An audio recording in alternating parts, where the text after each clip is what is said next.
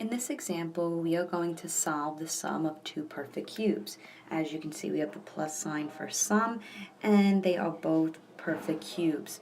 On top in blue is the formula to do this. Okay, so first we're going to figure out what A and B are. In order to figure that out, we're going to take the cube root of each. So we'll take the cube root of the first term and the cube root of the second term. So here we can see A would be 5k, and here B would be 3.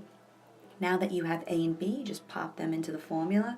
So you get 5k plus 3 times 5k squared minus 5k times 3 plus 3 squared is equal to 0. All right, now you want to simplify.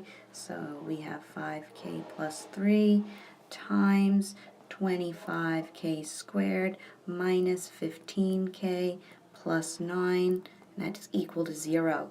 All right, now we're going to set both factors equal to 0. Here you would get k is equal to negative 3 over 5. Now, the rightmost term will always be a quadratic. If you can factor that more, please do so. Here you cannot, and it also does not have an x-intercept, so you can't solve for that. So the only answer here would be negative 3 over 5.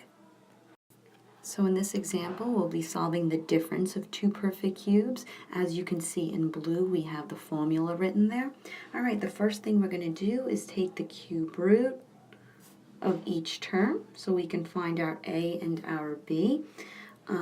A here would be 2x, and B would be 1. And yes, 1 is a perfect cube. All right, now that we have A and B, we're going to plug it into the formula.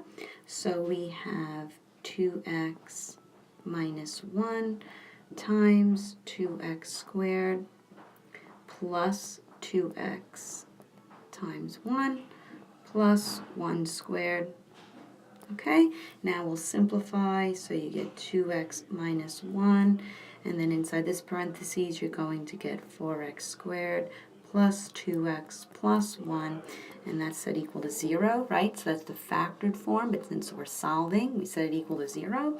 In this parentheses, if you set that equal to 0, you get x is equal to 1/2, and here you cannot factor this. Okay, so the only answer we have left is 1/2.